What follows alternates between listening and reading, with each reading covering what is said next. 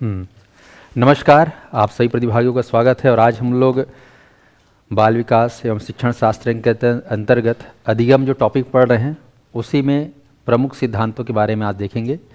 पिछला जो सिद्धांत पढ़े थे हम लोग, कौन सिद्धांत पढ़े थे? प्रयास और त्रुटि का सिद्धांत या प्रयत्न और भूल का सिद्धांत, गिवन बाई थॉर्नडाइक। शुरू के 2 मिनट हम लोग रिवाइज कर लेते हैं कैटेगरी को, ठीक है। 7 दिन हम लोग पढ़ेंगे, 7 दिन के रिविजन मारेंगे तो दिमाग में सेट हो जाएगा, ठीक है जी। तो अधिगम के सिद्धांतों का वर्गीकरण 2 प्रकार से किया गया है, एक व्यवहारवादी और दूसरा संज्ञानात्मकवादी। व्यवहारवादी में आप लोग को 4-5 सिद्धांतों को बोलना है। बोलिए। पहला है, मेरे साथ बोलना, प्रयत्न और भूल का सिद्धांत, थॉर्नडाइक। दूसरा लिखेंगे प्रतिस्थापन अधिगम का सिद्धांत, एडविन गुथरी। तीसरा पुनर्बलन सिद्धांत, सीएल हल। चौथा क्रिया प्रसूत अनुबंधन का सिद्धांत, बीएफ स्किनर। और पांचवा अनुकूलित अनुक्रिया का सिद्धांत किसके द्वारा दिया गया है ना, पावलाव के द्वारा। ये हो गया व्यवहारवादी। अब आते हैं संज्ञानात्मकवादी में। 7-8 ठो पढ़े थे। तो संज्ञानात्मक में हम लोग पढ़ते हैं पहला सूझ व अंतर्दृष्टि के सिद्धांत, वर्दिमर, कोहलर और कोफका। दूसरा संज्ञानात्मक अधिगम का है ना कहना चाहिए सिद्धांत, जीन प्याजे। उसके बाद ब्रूनर का संज्ञानात्मक या संरचनात्मक, ठीक है। उसके बाद तीसरा अनदर वन, फोर्थ सामाजिक अधिगम का सिद्धांत किनके द्वारा? अल्बर्ट बंडूरा के द्वारा। उसके बाद अधिगम सुपानिकी का सिद्धांत किनके द्वारा दिया गया है? रॉबर्ट मिल्स गे ने। और उसके बाद सामाजिक सांस्कृतिक अधिगम का सिद्धांत, लेव वाइगोट्स्की। स्पष्ट। उसके बाद अव्यक्त अधिगम का सिद्धांत, एडवर्ड टॉलमैन, ठीक है। तो इस प्रकार से आप लोग पढ़े थे। गेस्टॉल्ट, हाँ, अधिगम का क्षेत्रीय सिद्धांत, given by Kurt Lewin, yes. और उसके बाद लास्ट गेस्टाल्ट थ्योरी, ठीक है जी। तो इसी तारतम्य में हम लोग व्यवहारवादी सिद्धांत के अंतर्गत दूसरा सिद्धांत हम लोग पढ़ने वाले हैं, और उसका नाम आप लोग लिखें प्रतिस्थापन अधिगम का सिद्धांत।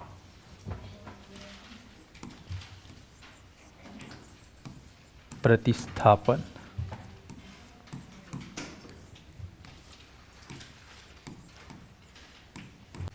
अधिगम का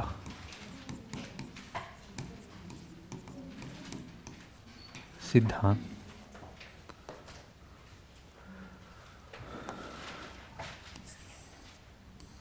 प्रतिस्थापन अधिगम का सिद्धांत।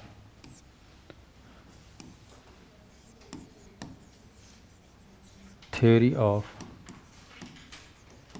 सब्स्टिट्यूशन लर्निंग, ठीक। Theory of substitution learning.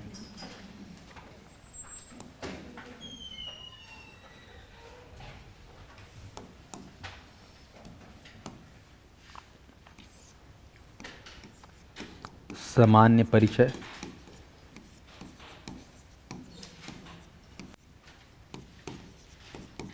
अन्य नाम या उपनाम,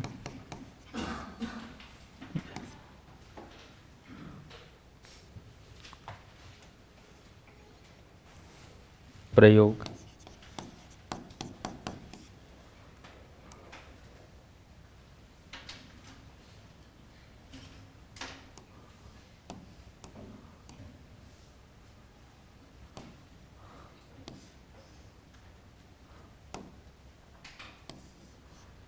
महत्वपूर्ण नियम,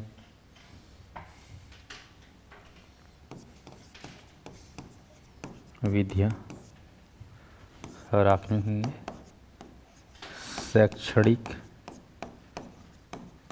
महत्व। इन पॉइंट से हम लोग समझेंगे, ठीक है। सामान्य परिचय, अन्य नाम, प्रयोग, महत्वपूर्ण नियम, विधियां, शैक्षणिक महत्व। स्टार्ट करें, चलिए। तो सबसे पहले हम लोग सामान्य परिचय देखते हैं।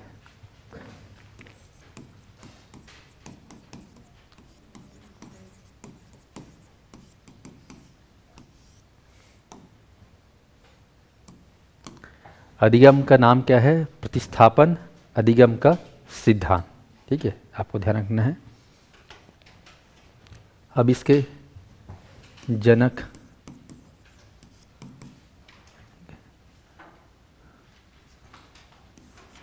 स्थान या निवासी सहयोगी। चलिए, तो जनक में आप लोग ध्यान देंगे, किसने इस सिद्धांत को दिया? हाँ, एडविन रे गुथरी। ठीक है, फोटो भी देख लो एडविन रे गुथरी का। ये है हमारे एडविन रे गुथरी। 1886 में इनका जन्म होता है। 1959 में ये चले जाते हैं। अमेरिकी मनोवैज्ञानी है ना, अमेरिकी मनोविज्ञान। पहले इनका रुझान दर्शन शास्त्र और साइंस में था, फिर बाद में क्या बन गया? ये बाल मनोवैज्ञानी एडविन रे गुथरी। कहाँ के रवैया? अमेरिका के रवैया, अमेरिकन बाल मनोवैज्ञानिक है, आप ध्यान रखेंगे। इन्होंने जो है, लिख लेंगे, अमेरिका 1858 1959 कुछ समथिंग है, देख लो, मैं उतना सही नहीं लिख पाया हूँ। 1886 है ना, 1886।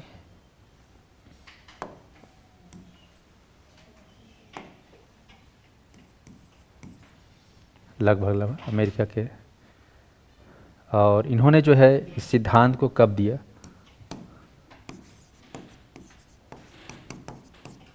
को प्रस्तुत वर्ष 1936 में। ठीक है, वर्ष 1936 में सिद्धांत को दिया, जिसका नाम है प्रतिस्थापन अधिगम का सिद्धांत। ठीक, इसके सहयोगी में लिख लेंगे जीपी हॉर्टन।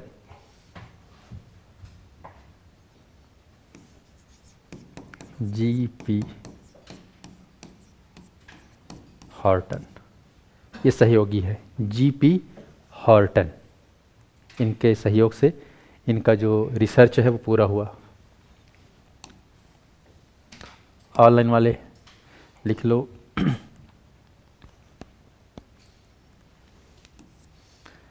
जनक बोलेंगे फिर से, प्रतिस्थापन अधिगम सिद्धांत का जनक, प्रतिस्थापन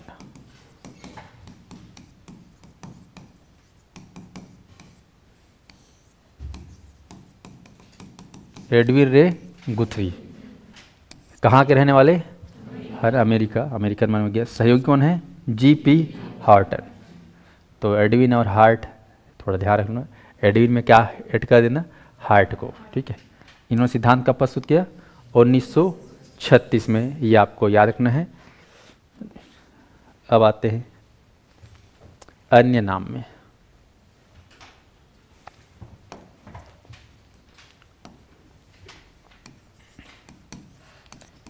इस सिद्धांत के और भी नाम हैं।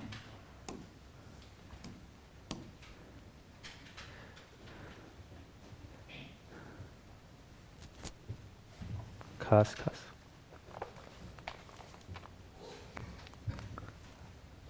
समीपता अनुबंधन का सिद्धांत,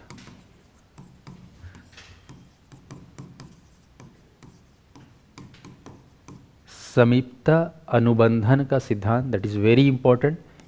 इसी को जो है इस नाम से भी जाना जाता है, समीपता अनुबंधन।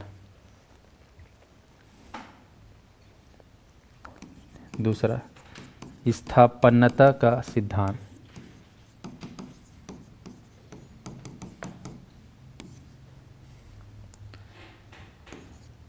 उद्दीपक अनुक्रिया समीपता का सिद्धांत।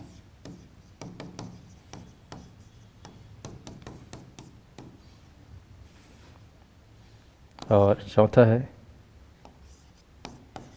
एकहरा या इकहरा या सिंगल प्रयास का सिद्धांत।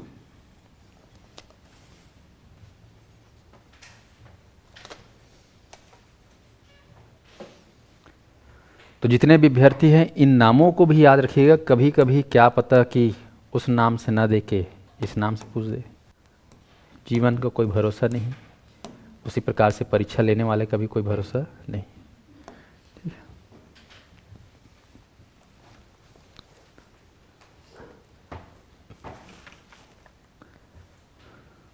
लिख लिए। अब देखो यहाँ पर जो हम देख रहे हैं एडविन गुथरी ने जो है अपना प्रतिस्थापन अधिगम का सिद्धांत दिया है, थ्योरी ऑफ सब्स्टिट्यूशन लर्निंग। प्रतिस्थापन, प्रतिस्थापन मतलब क्या होता है देखा जाए तो प्रतिस्थापन मतलब उसके जगह दूसरा चीज़ को रख देना। इसे आप लोग सोचते हो कि हमारे पास डायमंड का 9 लाख का हार हो, है ना, पर क्या करें, बेरोजगारी और गरीबी की मार से हम लोग त्रस्त हैं। तो हम लोग क्या कर लेते हैं आजकल, मार्केट में किराए में जो आता है ना, किराए में, है ना, उसको 1-2 दिन के लिए पहन लेके अपना मन को बढ़ा लेते हैं। उससे काम भी हो गया, 100 भी पूरा हो गया। कैसे जी? तो हमने क्या किया, प्रतिस्थापन के माध्यम से उस चीज़ को पूरा किया। अरे टेंशन मतलब ये सब कॉमन चीज़ है ना, दिल से क्या लेना, जो है सो है, उसमें क्या। तो काम हुआ कि नहीं हुआ, प्रतिस्थापन से सफलता मिली कि नहीं मिली, कंप्लीट हो गया। लड़के लोग बेसी करते हैं कुछ चीज़ों को लेकर, है ना। तो ध्यान देंगे यहाँ पर प्रतिस्थापन अधिगम, कुछ चीज़ को सब्स्टिट्यूट करके जो है काम को पूरा करना। अब देखो यहाँ पर प्रतिस्थापन के अधिगम को नियम को यहाँ पर अमेरिका के वैज्ञानिक ने दिया है। इन्होंने और नाम क्या दिया है, तो इसमें सबसे जो इम्पोर्टेंट जो नाम प्रतिस्थापन अधिगम से भी ज़्यादा जो नाम पूछा जाता है एग्जाम में वो ये है, उद्दीपक अनुक्रिया समीपता का सिद्धांत। उद्दीपक को हम लोग क्या बोलते हैं, स्टिमुलस, और अनुक्रिया को क्या बोलते हैं, रिस्पॉन्सेस। एस आर समीपता का सिद्धांत ही बोल सकते हो, इसको क्या बोल सकते हैं, एस आर समीपता या एस आर निकटता का सिद्धांत। आया समझ, एस आर समीपता या एस आर निकटता का भी सिद्धांत बोल सकते हो। इससे पहले आप लोग थर्ड नाइन के जो सिद्धांत पढ़े उसको एस आर थ्योरी पढ़े हो या एस आर बॉन्ड थ्योरी पढ़े हो, संबंधवाद सिद्धांत पढ़े हो, पढ़े नहीं पढ़े हो। लेकिन यहाँ पर भी एस आर बोलेंगे, लेकिन एस आर में एक शब्द आ जाएगा समीपता। इसमें पूरा इस जो कहना चाहिए सिद्धांत का जो सबसे बड़ा ट्विस्ट पॉइंट है वो है समीपता, निकटता। समझ में आया, समीपता, इस शब्द को याद रखना, समीपता। जैसे उसमें देखा जाए तो एस आर बहुत काम का था, इसमें प्रयास और त्रुटि वाले में एस और आर का काफ़ी रोल था। S for stimulus, R for responses. S है तो आर होगा, अगर एस नहीं है तो आर नहीं होगा। सही बात ही नहीं। एस मतलब उद्दीपक, उद्दीपक मतलब समझ में आया। वो अब कहानी से तो याद आ रहा होगा, बिल्ली के लिए वो है ना भूखा, बेचारी 10 दिन से भूखी थी, उसको पेट पूजा चाहिए था, है ना, मछली कहना चाहिए। आप लोग भी 4 साल से भूखे हो पोस्ट के लिए, है नहीं, तो आपके लिए शिक्षक भर्ती का पोस्ट क्या है, उद्दीपक है। वो है तब हम काम करेंगे, है ना। हमारे लिए भी है ना, आप लोग स्टूडेंट हैं तो हम लोग का पेट चल रहा है कि नहीं, आप लोग नहीं रहोगे तो चल पाएंगे क्या, मुश्किल। तो जीवन में अगर कोई भी काम करते हैं तो काम तभी करते हैं जब हमारे पास कोई क्या होता है, उद्दीपक होता है कि नहीं। आप किसी लड़की को भी पसंद करोगे तभी पसंद करोगे, मतलब उद्दीपक है तब पसंद करोगे, मतलब हाँ सर्वगुण संपन्न होगी तभी पसंद करोगे। लड़कियां भी सरकारी नौकरी होगा तभी पसंद करेंगे, उनके लिए सरकारी नौकरी उद्दीपक है, सब रहता है जुड़ा हुआ है, ठीक है। तो यहाँ पर ध्यान रखेंगे इनके सिद्धांत में समीपता वर्ड को अच्छे से याद रखना, एस आर निकटता को याद रखना, एस आर समीपता ही बोल सकते हो। एक और खास इसमें याद रखना, एकरह या इकहरा, एकहरा या इकहरा, यानी किसको आप बोल सकते हो, सिंगल प्रयास या सिंगल अटेम्प्ट, सिंगल अटेम्प्ट। इससे पहले आप लोग जो जस्ट पढ़े थे थॉर्नडाइक ने प्रयास और त्रुटि के सिद्धांत में उन्होंने अभ्यास को महत्व दिया, ठीक है, तत्परता को नियम दिया है ना, और मतलब बोला किसी भी कार्य को तत्परता से करोगे, बार बार करोगे, बार बार प्रयास करोगे, क्या सीख जाओगे, है कि नहीं। लेकिन इन्होंने उनका पूरा विरोध किया, ये बोलता है भैया वो बार बार प्रयास करने की कोई ज़रूरत नहीं, एक ही बार करो लेकिन अच्छे से करो। सिंगल अटेम्प्ट में भी आदमी सीख सकता है। वो बार बार की बात कर रहे हैं और ये एक बार की बात कर रहे हैं। एडविन गुथरी क्या बोल रहा है, एक बार इसे गुथ दे बेनीला कि बोझ के झन, है ना। और थॉर्नडाइक बार बार, है ना, इससे है ना। हाँ, तो याद है एडविन गुथरी एक घाव गुथ और थॉर्नडाइक का कहते बार बार गुथ, याद रहेगा। गुथरी एक बार का बोल रहा है और थॉर्नडाइक बार बार को एक बार में भी सीख सकते हो और बार बार में सीखते हो। अब आप ही सोचिए, हर कोई क्या एक बार में सीख सकता है ना? जिसका आईक्यू लेवल बहुत हाई फाई होगा वो एक बार में सीख जाएगा, लेकिन जो सामान्य आदमी है वो बार बार अटेम्प्ट करेगा तभी सीखेगा, है कि नहीं? तो ऐसा लगता है मानो कि ये जो बोला है ये बड़े लोग के लिए बोला है, जिसका आईक्यू लेवल क्या है, बहुत अच्छा है, उसके लिए बोला है, ऐसा लगता है मानो, क्योंकि एकल प्रयास बोला है वो, और उधर पहले जस्ट बार बार प्रयास। तो जस्ट आप देख रहे हो कि व्यवहारवादी सिद्धांत में थॉर्नडाइक आया तो उसके विरोध में कौन सा आ गया, प्रतिस्थापन कहना चाहिए, अधिगम का सिद्धांत, उसको प्रतिस्थापित कर दिया, उसके जो नियम को क्या कर दिया, चेंज कर दिया। कौन? एडविन रे गुथरी बोला कि भाई ये बार बार नहीं, एक बार चेंज करो ये नियम को, है ना? समर्थक और विरोधक कहना चाहिए। तो यहाँ पर आपको ध्यान रखना है, एक खास पॉइंट इसमें ऐड कर लेना आप लोग,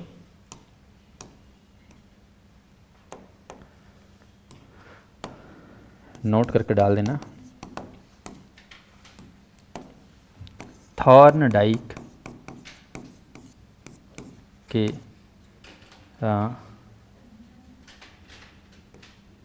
प्रयास या त्रुटि, है ना, प्रयास व त्रुटि के सिद्धांत के विरोध में, या सिद्धांत का इन्होंने विरोध किया, एक लाइन में लिखना है तो ऐसे लिख सकते हो, सिद्धांत का क्या किया, इन्होंने विरोध किया। वो बार बार के समर्थक थे, ये एक बार के समर्थक है। स्पष्ट है?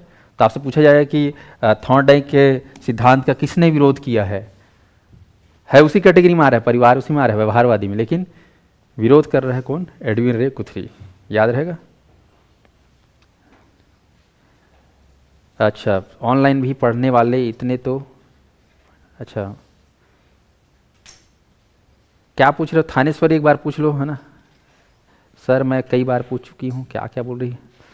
हाँ सर ऑफलाइन में मगन है। अच्छा ऑफलाइन में मगन है, मैं पढ़ाने में मगन हूँ, ठीक है। हाँ पूछो एक बार, देख लेता हूँ क्वेश्चन। तुम लोग टीचर बनोगे तब जानोगे, है ना? अभी क्या है, कुछ बोल देते हो, दिन भर से थोड़ी नहीं देखते रहूँगा कमेंट को, है किसी यार? क्या हो गया नोनी, एक बार कमेंट मार ले ना, कहीं दिक्कत है तो फ़ोन कर ले करो ना, वो नंबर मांग ले करो, ज़्यादा दिक्कत है तो। सर यहाँ क्लास लेक्चर के लिए है ना कि नहीं? सर यहाँ पूछ रहे, ये क्लास सभी के लिए है ना, वर्ग 1, 2, 3। मैं जो अभी सीडी पढ़ा रहा हूँ खासकर 2, 3 में ज़्यादा काम आ रहा है, 1 में काम बेसिक के रूप में आएगा। तुम्हारा 2, 3 का बेस यानी कि बेसिक सीडीपी अगर स्ट्रॉन्ग है तब वो वर्ग 1 का सीडीपी समझ में आएगा। समझ में आ रहा है? हाँ कई लोग पूछ रहे सर ये वर्ग 1 के लिए है, वर्ग 1 में काम वर्ग 1 का तभी तुमको समझ, उसका पाठ्यक्रम देखना एकदम जटिल है, एकदम सीधा ऊपर ऊपर दे दिया है, और ऊपर ऊपर तभी समझ में आएगा जब ये नीचे के समझ में आएगा।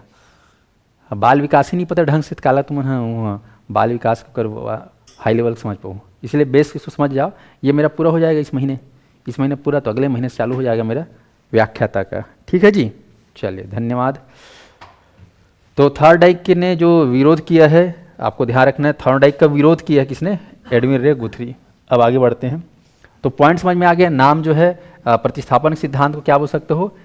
सिंगल प्रयास का सिद्धांत, उसका बार बार प्रयास का सिद्धांत है, इसको क्या बोल सकते हो? सिंगल प्रयास या सिंगल अटेम्प्ट का सिद्धांत। एस आर निकटता का सिद्धांत, वहां पर केवल एस आर का सिद्धांत बोला है ना, एस आर थ्योरी बस बोला, और यहाँ पर क्या बोलोगे? एस आर निकटता का सिद्धांत या एस आर निकटता का कहना चाहिए। स्थापन्यता मतलब चेंज करना, रिप्लेस करना। तो अन्य नाम याद हुआ थोड़ा सा? एस आर इसमें भी आ रहा है, एस आर उसमें भी आ रहा है, बाद में क्या कंफ्यूजन है, उसमें भी एस आर, इसमें कौन सा एस आर यार समझ में आ रहा है? वो सिंपल एस आर है, और ये एस आर समीपता या एस आर निकटता का सिद्धांत। स्पष्ट है? चलिए अब लिखेंगे आप लोग प्रयोग। ये पढ़ लिए, ये पढ़ लिया। प्रयोग में किसके ऊपर एक्सपेरिमेंट करके इस सिद्धांत की पुष्टि हुई, तो आप लोग लिख लेंगे प्रयोग। एक्सपेरिमेंट जो है, अब मुझे थोड़ा सा पूछना है रिवर्स लेके कि पिछला जो प्रयास और त्रुटि के जो सिद्धांत थॉर्नडाइक ने दिया, उसने किस जानवर पर एक्सपेरिमेंट करके प्रूफ किया अपने सिद्धांत को? भूखी बिल्ली, नॉट ओनली बिल्ली, भूखी बिल्ली, है ना, हंगरी कैट। यस हाँ। ऐसे ही 2 और मनोवैज्ञानिक हैं जिन्होंने प्रयास के सिद्धांत प्रूफ किया अलग अलग जानवर के ऊपर, याद है कुछ? हाँ, मैकडूगल ने किस पे किया था? चूहे पे। नहीं नहीं, इसी सिद्धांत को, सेम प्रयास और त्रुटि के जो सिद्धांत है, इस सिद्धांत को किसने की? और एक और बता, लॉयड ने किस में किया था? कुत्ते पे, है ना। ठीक, ये आपको ध्यान रखना है, कब क्या भरोसा कभी पूछ दे, इसलिए बोल रहा हूँ। चलिए, अब जो है यहाँ पर ध्यान रखेंगे, यहाँ पर जो है इन्होंने प्रयोग किया खरगोश पर, उसके बाद बिल्ली पर भी ट्राई किया, उसके बाद अपने पुत्र पर, अपने बेटे पीटर पर, ये आपको ध्यान। तो खरगोश, फिर उसके बाद बिल्ली, और उसके बाद उसका बेटा पीटर जो मात्र 3 वर्ष का था, 3 वर्ष का। अब इनमें जो है सबसे प्रमुख जो है माना गया वो है खरगोश। अगर आपसे पूछा जाए कि एडविन रे गुथरी ने जो है अपने नियम को प्रूफ किया किस कहना चाहिए जानवर से माध्यम से, खरगोश बोल देना है एक लाइन में। बाकी और कौन कौन सा था बोलने से बिल्ली भी आएगा और बच्चा भी आएगा।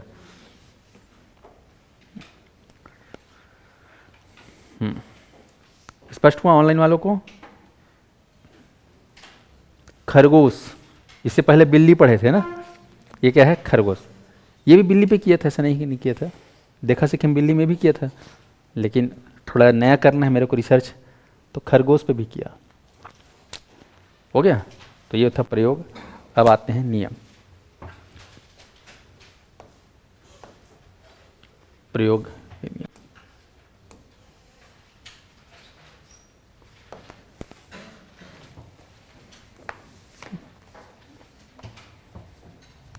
नियम लिख लेंगे। इस सिद्धांत में इन्होंने क्या नियम प्रस्तुत किया, ऑनलाइन सभी अभ्यर्थी लिखेंगे। पॉइंट पहला, गुथरी का मानना था कि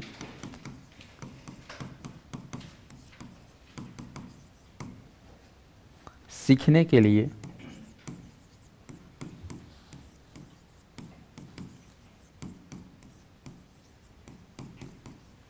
अनेक प्रयासों की जरूरत नहीं होती।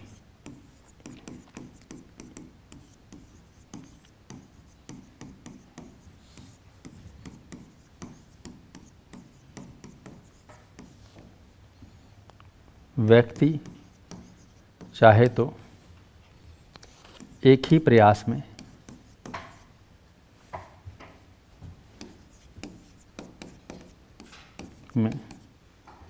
सीख जाता है।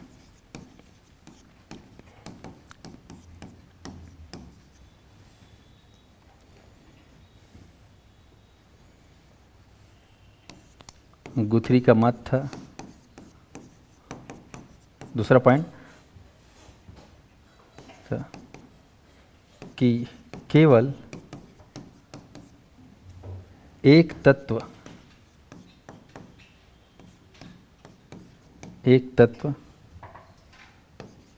उत्तेजक, एक तत्व उत्तेजक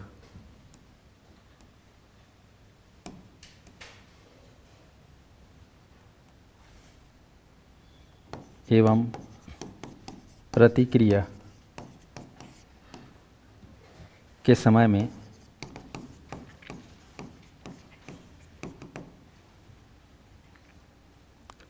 सामीप्य होना आवश्यक है।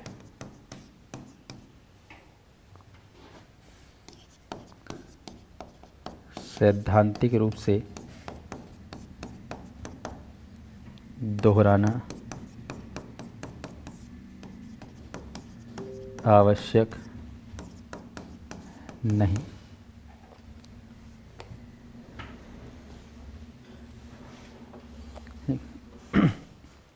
हेमा, यामिनी, सुरेखा, पुष्प, राजेश्वरी, ऑनलाइन के सभी योद्धाओं से मेरी बात हो रही है।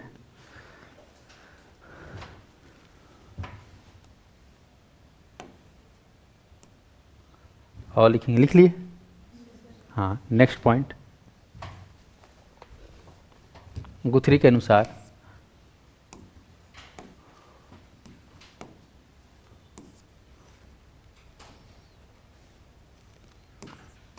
उद्दीपक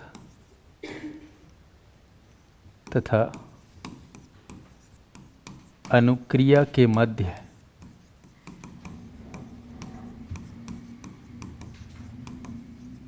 संबंध, ठीक है, अनुक्रिया के मध्य संबंध या अनुबंध,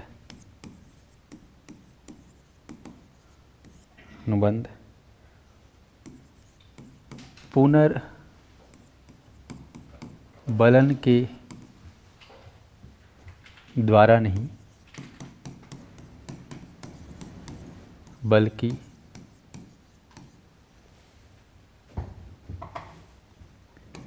यह उद्दीपक तथा अनुक्रिया के मध्य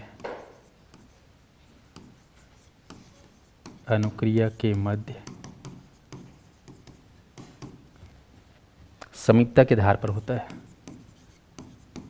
समीपता के आधार पर होता है।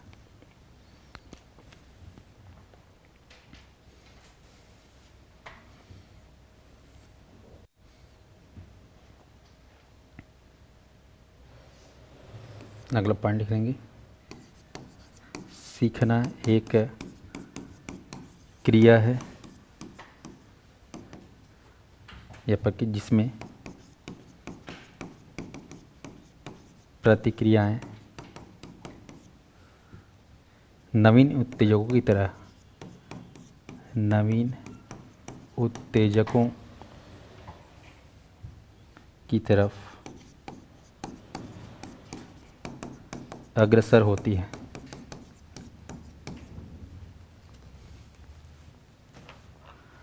ध्यान दीजिएगा, यहाँ पर एक बार लिख लो, उद्दीपक तथा अनुक्रिया के मध्य संबंध या अनुबंध पुनर्बलन के द्वारा नहीं बल्कि यह उद्दीपक तथा अनुक्रिया के मध्य समीपता के आधार पर होता है। नेक्स्ट पॉइंट, सीखना एक प्रक्रिया है या क्रिया है जिसमें प्रतिक्रियाएं नवीन उत्तेजकों की तरफ अग्रसर होती हैं।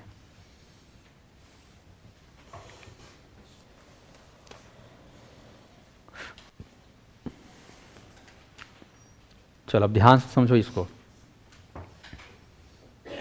गुथरी ने अपने नियम में बताने का प्रयास किया है कि किस तरीके से जो है ये सिद्धांत काम करता है सीखने में। पहला पॉइंट बोला है कि गुथरी का मानना है कि सीखने के लिए अनेक प्रयासों की जरूरत नहीं होती। किसकी? अनेक प्रयास, बार बार अटेम्प्ट करने की जरूरत नहीं, बल्कि व्यक्ति एक ही प्रयास में सीख जाता है। इसीलिए इस सिद्धांत को उन्होंने एकहरा प्रयास के नाम से भी जाना। एक अटेम्प्ट से भी आप सीख सकते हो।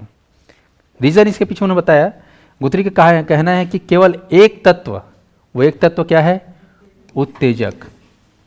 एक तत्व उत्तेजक और प्रतिक्रिया, वो एक तत्व उत्तेजक और प्रतिक्रिया के बीच में, है ना, प्रतिक्रिया के समय में सामीप्य होना आवश्यक है। उत्तेजक और प्रतिक्रिया, अब इसको समझो थोड़ा सा। उत्तेजक मतलब वही है एस, इट मीन्स क्या है? एस। और प्रतिक्रिया मतलब वही आर। एस और आर के बीच में नज़दीकी हो, जैसे इससे पहले जो प्रयास करना चाहिए, वो थॉर्नडाइक ने एस और आर के बीच में क्या बताया? उन्होंने बंध बनाया। उन्होंने बोला कि एस और आर के बीच में क्या होना चाहिए? संबंध होना चाहिए। ठीक है, आप लोग शिक्षक भर्ती की तैयारी कर रहे हो और मान लो पोस्ट आ गया रेलवे का, कोई मतलब है तुम्हारे लिए? कोई एस और आर बॉन्डिंग हो रहा है? क्योंकि वो एस अलग है, तुम्हारा आर अलग है, तुम्हारा जो रिस्पॉन्स अलग है। लेकिन तुम्हारे लिए परफेक्ट एस आ जाए, यानी शिक्षक भर्ती, आपका आर काम करेगा नहीं करेगा? बंद बनेंगे नहीं। तो प्रॉपर एस और प्रॉपर आर होना चाहिए, सही एस और सही आर होना चाहिए, तभी एस आर का मकसद पूरा हो पाएगा, है कि नहीं? एस कुछ अलग है और आर कुछ अलग है तो हो पाएगा क्या? नहीं। समझ में आ रहा है? आप आर्मी वाले हो, मान लो फिजिकल की तैयारी कर रहे हो, ठीक है, और पोस्ट आ गया शिक्षक भर्ती का, है ना, तो कोई मतलब है क्या? उसके लिए तो वो किसकी तैयारी कर रहे हैं? वो आर्मी की तैयारी कर रहे हैं, उसके लिए आर्मी पोस्ट ठीक है ना, आया तो एस और आर क्या होना चाहिए? परफेक्ट होना चाहिए, है ना। एस और आर क्या होना चाहिए, परफेक्ट होना चाहिए, और एस और आर को बार बार करना है, ऐसा कौन बोला है, थॉर्नडाइक। लेकिन यहाँ पर ये बोला है भाई साहब ने कि एक तत्व एस और आर ये बहुत जरूरी है, और इनके बीच में क्या होनी चाहिए, समीपता होनी चाहिए, परफेक्शन होनी चाहिए। इनके बीच में क्या होनी चाहिए, समीपता होनी चाहिए, परफेक्शन होनी चाहिए। सही समय पे एस आए, सही समय पे आर हो, है ना। राइट टाइम में आपका वैकेंसी आ गया और राइट टाइम में तुमने परफेक्ट क्या अटेम्प्ट मारा, तो सिलेक्शन होगा कि नहीं होगा। हाँ, तो एस और आर के बीच में अगर समीपता होगी, नज़दीकी होगी, तो जो है आप एक ही बार में प्रयास करके सीख सकते हो, सैद्धांतिक से फिर बार बार जो है उसको दोहराने की आवश्यकता नहीं है। समझ में आया। तो एस आर बहुत जरूरी है, और एस आर के साथ साथ उसमें क्या होना जरूरी, सबसे जरूरी सामीप्यता होना जरूरी है, नज़दीकी होना जरूरी है। और इसी चीज़ को फिर उन्होंने और बताया कि उद्दीपक यानी कि एस, अनुक्रिया यानी कि आर, है ना, रिस्पॉन्सेस। तो स्टिमुलस और रिस्पॉन्सेस के मध्य क्या होना चाहिए, संबंध या अनुबंध होना चाहिए, लेकिन पुनर्बलन के द्वारा नहीं, पुनर्बलन के द्वारा नहीं। जैसे हमने पढ़े हैं कि जो थॉर्नडाइक क्या बोला है कि एस और आर में बंद होना चाहिए, और बंद में क्या होना चाहिए, कौन सा गुण होना चाहिए, पुनर्बलन। पुनर्बलन क्या होता है, बार बार उस चीज को करना, बार बार उस पर जोर लगाना, बार बार उस पर एफर्ट लगाना। एस और आर के बीच में पुनर्बलन होना चाहिए, कौन बोला है भाई साहब, थॉर्नडाइक। और ये बोल रहे हैं कि एस और आर के बीच में पुनर्बलन की जरूरत नहीं है, किसकी जरूरत है, समीपता की, नजदीकी की जरूरत है। समझ में, एस आर में नजदीकी और एस आर में पुनर्बलन की आवश्यकता। पुनर्बलन कौन जोर दे रहा है, थॉर्नडाइक। और एस आर में नजदीकी की जरूरत पर कौन जोर दे रहा है, गुथरी दे रहा है। तो यहाँ पर वो बोल रहे हैं कि एस और आर के बीच में अगर पुनर्बलन नहीं भी होगा, बल्कि क्या होना चाहिए, यहाँ पर उद्दीपक और अनुक्रिया के मध्य क्या होना चाहिए, समीपता होनी चाहिए। इसके आधार पर जो है अधिगम कंप्लीट होता है। दोनों में डिफरेंस समझ में आ गया, डिफरेंस करके पढ़ोगे तो कॉन्सेप्ट इजीली समझ में आएगा। ठीक है। अगला बोला है कि सीखना एक प्रक्रिया है, वाकई में सीखना तो एक प्रोसेस है, ठीक है, जिसमें प्रतिक्रियाएं जो होती हैं वो नवीन उत्तेजकों की तरफ अग्रसर होती है। सिंपल सी बात है, कुछ नए उत्तेजक होता है तो हम उससे उधर क्या होते हैं, अट्रैक्ट होते हैं। ये एक लाइन है। बाकी मेन लाइन आपका ये है, ये वाला IMP लाइन है आपका, ये पॉइंट। उद्दीपक तथा अनुक्रिया के मध्य संबंध या अनुबंध पुनर्बलन के द्वारा नहीं बल्कि समीपता के आधार पर होता है, ऐसा कौन कहा है, थॉर्नडाइक। आई समझ में, हाँ, ऑनलाइन वाइज बात को समझ में।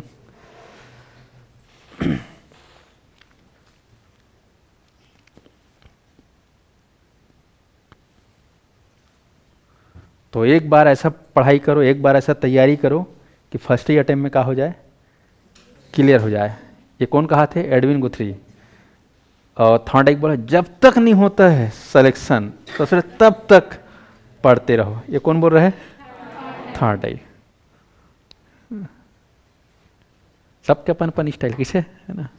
वो गलत है, क्या बताए, एक बात गलत है और ओकर बात है गलत है क्या, तो काबर दोनों अलग अलग बोला थे दोनों अलग अलग बोल रहे हैं, दोनों गलत नहीं है। अरे यार, है ना, स्टाइल अलग अलग है कि नहीं, स्टाइल अलग है। चलिए ठीक है। तो समझ में आ गया यहाँ पर कि क्या इन्होंने सिद्धांत दिया, उनका विरोध करते हुए जो है इन्होंने एक नया सिद्धांत दिया, बस याद रखना। अब इन्होंने अपने सिद्धांत में एक खास चीज़ों का उन्होंने उल्लेख किया, और वो है आपका खास चीज़ बुरी आदत, है ना। इंसान में अगर बुरी आदत आ जाए तो वो जो है सफलता प्राप्त कर सकता है क्या, नहीं। टैलेंट भले हो, लेकिन अगर बुरे आदत से क्या हो सकता है वो,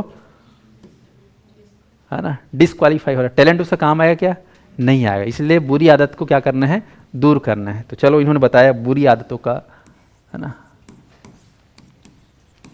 बुरी आदतों का, हाँ, ये बुरी आदतों को दूर करने के लिए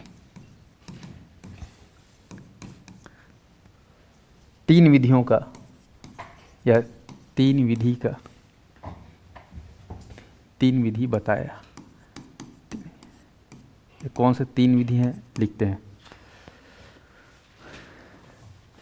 इंसान में कुछ गलतियां रहती हैं, कुछ बुरी आदतें रहती हैं, जिसकी वजह से वो चीज़ को कहना चाहिए पा नहीं सकता ना। मैं आज ही पेपर पढ़ रहा था तो देख रहा था कि बड़े बड़े जो खिलाड़ी होते हैं, है ना, खिलाड़ी तब तक खेल सकता है जब तक वो फिजिकली क्या है, फिट है।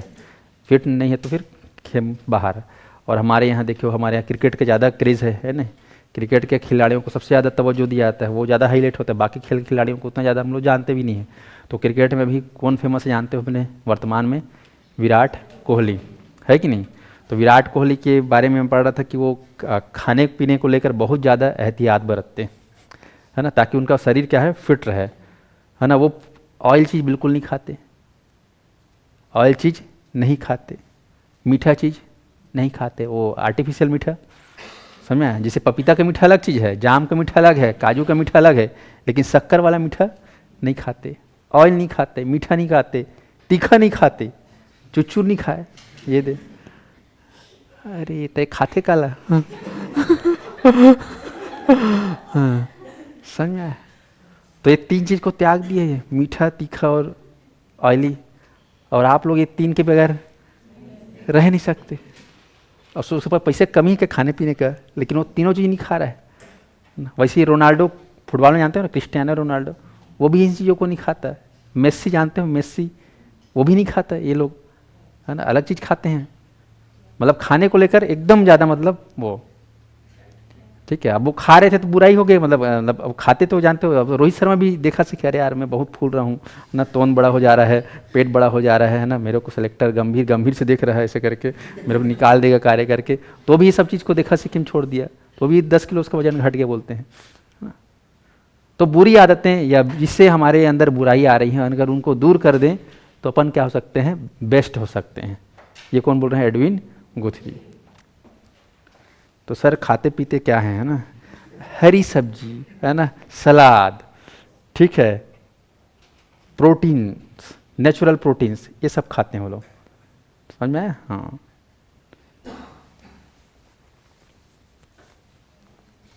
तुम लोग एक साथ मत छोड़ना, नहीं तो उसमें हो जाओगे, ग्रसित हो जाओगे ये धीरे धीरे छोड़ना है सब चीज़, है ना। चलो, तो यहाँ पर बुरी आदतों को दूर करने के लिए 3 विधियाँ उन्होंने बताया है। पहला लिख लेंगे देहली विधि, देहली विधि, इसी को सीमा विधि बोलते हैं, सीमा विधि, अंग्रेजी में बोलते हैं इसको लिमिट मेथड। दूसरा है सेकंड वन, थकान विधि, थकान विधि, अंग्रेजी में लिखेंगे फैटिज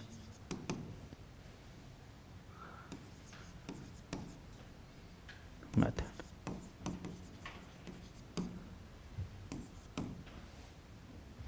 तीसरा है असंगत उद्दीपक विधि, असंगत उद्दीपक विधि, अंग्रेजी में लिखेंगे इनकंसिस्टेंट,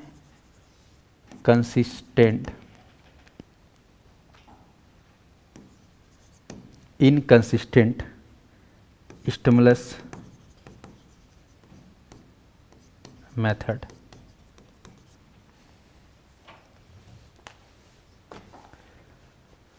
ऑनलाइन वाले ध्यान दीजिए, बेहद ही इम्पोर्टेंट है। इन्होंने अपने सिद्धांत में 3 विधि का या 3 नियमों का जिक्र किया, देहली विधि, थकान विधि और असंगत उद्दीपक विधि। अगर ये 3 बुराई को तुम्हारे अंदर से निकाल दो, एक अटेम्प्ट में क्या कर लोगे, सीख जाओगे। कौन बोल रहे हैं? एडविन गुथरी। बुराई ले हटा दो तो जीत निश्चित है।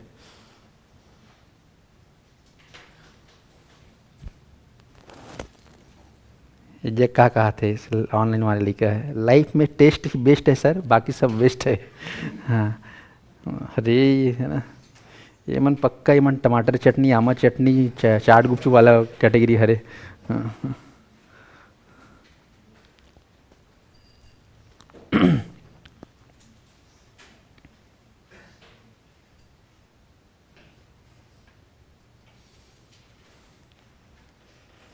यामिनी तुम पढ़ाई में ध्यान दो ना, पूछा तो जेठ के का नाम है, देरानी का नाम है, ये सब क्लास में ना देरानी जेठ जेवर वाला तुम फालतू की सब चालू मत करो भाई, पढ़ाई में फोकस करो ना यार, है ना। बड़ा अजीब आदमी लोग, है ना। और पढ़ने आया हो कि जेठ जेठानी वाला, सास भी कभी बहू है, ये सब नहीं चलना चाहिए। हाँ। चलिए, तो बुरी आदतों को क्या करना है हमको, दूर करना है, इसके लिए उन्होंने कितने विधि बताया? 3 विधि। पहला कौन सा है? देहली विधि, जिसको क्या बोलते हैं? सीमा विधि या लिमिट मैटर। देहली विधि नाम सुन के बड़ा अजीब लगता है, देहली विधि, दिल्ली विधि, ऐसा ऐसा लगता है ना। देहली मतलब होता है दहलीज, है ना, बोलते हैं ना दहलीज को पार मत करो बहू, नहीं तो ठीक नहीं होगा। 7 लोग का कमेंट है ना, मर्यादम रनोनी नवा नवा आहा सभी, है ना। तो दहलीज मतलब लिमिट, लिमिट को क्रॉस यानी कि सीमा में रहो। किस में रहो? सीमा में रहो, दहलीज में रहो, लिमिट में रहो। तो लिमिट में रहना है, ठीक है, तब बुरा है। दूसरा क्या है? थकान। थकान ला क्या करना है? कंट्रोल करना है ना। एक करीब में थक नहीं जाना है, 1 घंटा पड़ा, अरे भयंकर पढ़ डाले यार, है ना, आज तो भारी मोटिवेट, ये जबरदस्ती के एक बात की थकना नहीं है ना कई लोग। दूसरा क्या है? असंगत उद्दीपक विधि। असंगत उद्दीपक, उद्दीपक परफेक्शन। अब वही बता रहा हूँ, तुम्हारे लिए शिक्षक भर्ती की तैयारी मेन है, आगे पुलिस भर्ती तुम्हारे लिए कोई मतलब है क्या? है ना, उसको देख के तुम अरे मैं भी थोड़ा मान लेती हूँ ट्राई पुलिस का, है ना, उसमें भी तो गणित है और वो है, तो खुद फान सकूँगा, है ना। असंगत, कई बार होता है ना, हम पीएससी की तैयारी करते हैं फॉर एग्जांपल, बीच में और कोई पोस्ट आते रहता है ना। हम एस्पायरेंट किसके हैं? पीएससी के। समझ में आ रहा है? हम टारगेट रखें कि डिप्टी कलेक्टर ही बनना है और कुछ नहीं बनना है, और बीच में आ गया अचानक से पटवारी का, आरआई का, अचानक उसका भी फॉर्म भर के उसका भी तैयारी में लग गए, और कहीं बीच बीच में आ गए, है कि नहीं। आपका संगत क्या है? किससे है? पीएससी से है। और आपने संगत किसका किया? आरआई पटवारी यानी व्यापम का, तो क्या आपका पीएससी निकलेगा? है ना, क्योंकि वो आपके संगत का उद्दीपक नहीं है। आपका उद्दीपक है पीएससी, तो पीएससी के लिए काम करो। ये व्यापम जैसे उद्दीपक पे आपको अट्रैक्ट होने की जरूरत नहीं है, उसके ऊपर रिस्पॉन्स करने की जरूरत नहीं होना चाहिए। ऐसा समझ में? तो यहाँ पर वही चीज़ बोल रहा है, असंगत उद्दीपक का अगर काम करोगे तो आप सक्सेस हो पाओगे क्या? नहीं। आप शिक्षक भर्ती की तैयारी करो और आप जो है पढ़ रहे हो रेलवे का सिलेबस, होगा सिलेक्शन? समझ में आया? तो संगत होना चाहिए, असंगत नहीं होना चाहिए। स्पष्ट है? तो इसके बारे में थोड़ा थोड़ा लिख लो।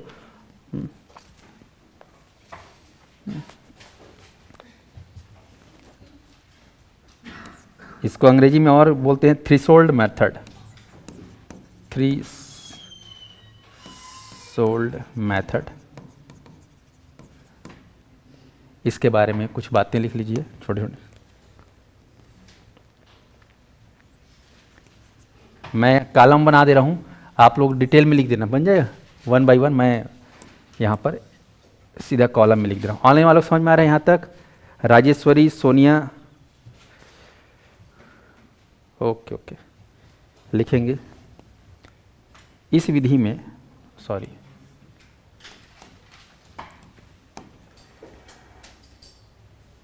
इस विधि में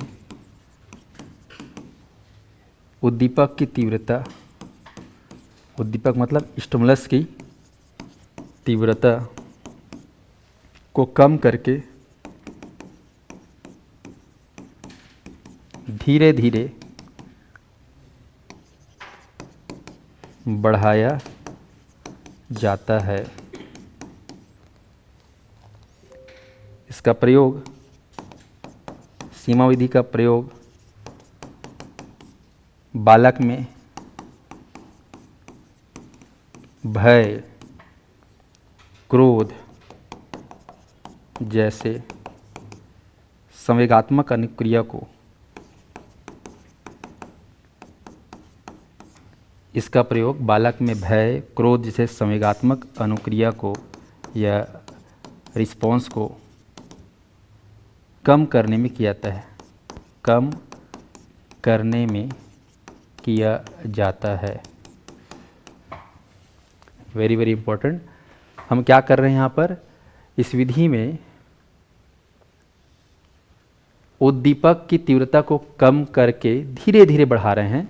दूसरा पॉइंट है, इसका प्रयोग जो है, इस देहली विधि का, सीमा विधि का, थ्रेशोल्ड मेथड का उपयोग हम खासकर बच्चों में भय होता है, डर होता है ना, क्रोध होता है, उन संवेगों को जो है, ठीक है, कम करने के लिए किया जाता है सीमा विधि का प्रयोग, देहली विधि का प्रयोग। क्योंकि कहीं ना कहीं बच्चों में डर की वजह से या थोड़ी थोड़ी चीज़ों में गुस्सा होने की वजह से वो चीज़ों को सीख नहीं पाते।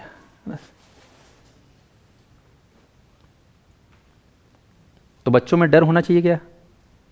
डर नहीं होना चाहिए। डर से ही तो फैल जाता है आदमी, ज़्यादा डर से सीख भी नहीं पाता। और ज़्यादा क्रोध थोड़ा समय, अरे नहीं हो रहा है मेरे से, एकदम गुस्सा हो गया बच्चा, तो सीख पाएगा क्या? नहीं सीख पाएगा। तो डर और क्रोध जैसे जो इमोशंस हैं उनको क्या करना है बच्चों में? लिमिट में रखना है, उसको सीमा में रखना है, उसको थ्रेशोल्ड रखना है, उसको बैलेंस करना है, तो बच्चा क्या है? सीख सकता है। ये सबके लिए लागू होता है। दूसरा है थकान विधि। थकान विधि में लिखेंगे आप लोग, थकान विधि का उपयोग कैसे करेंगे बेस्ट रिजल्ट के लिए या बेस्ट सीखने के लिए, लिखिएगा इसमें खास पॉइंट। बालक की बुरी आदतों को दूर करने के लिए, बालकों की बुरी आदतों को दूर करने के लिए, ध्यान से सुनते हुए लिखना, समझते हुए, बालकों की बुरी आदतों को दूर करने के लिए अवांछित अनुक्रिया को, अवांछित अनुक्रिया को इतनी अधिक बार कराया जाए, इतनी अधिक बार कराया जाए कि बालक थक जाए, बालक थक जाए, बालक थक जाए और दोबारा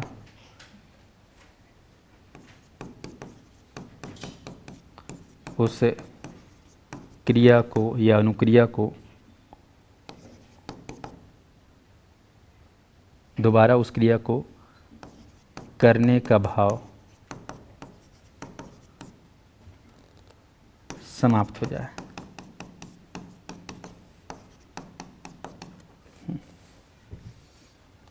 समाप्त हो जाए। बालकों की बुरी आदतों को दूर करने के लिए अवांछित अनुक्रिया को इतनी बार कराया जाए कि बालक थक जाए और दोबारा उस क्रिया को करने का भाव समाप्त हो जाए।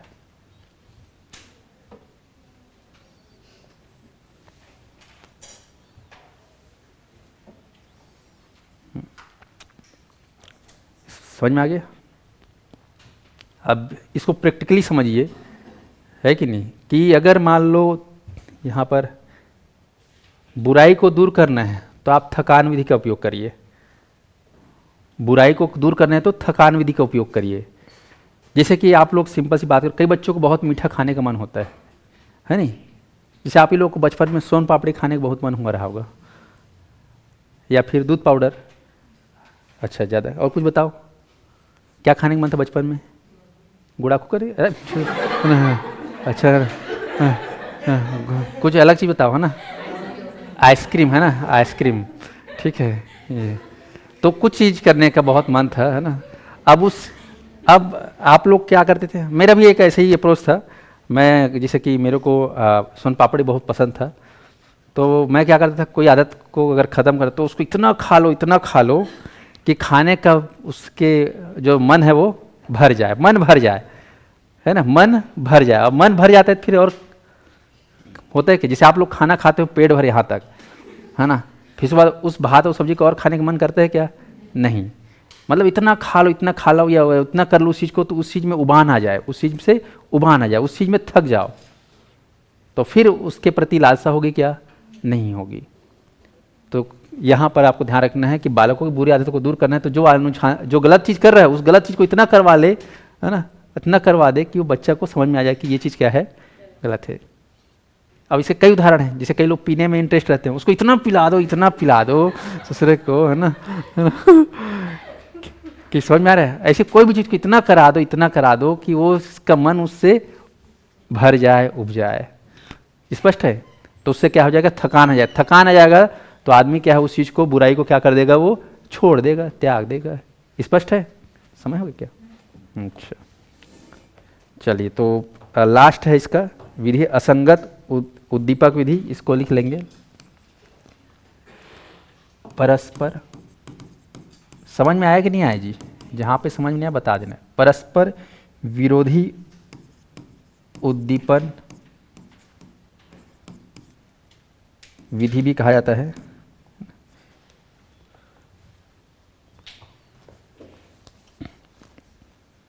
यही इसमें वही है, सिंपल क्या है, एस और आर को लेकर है।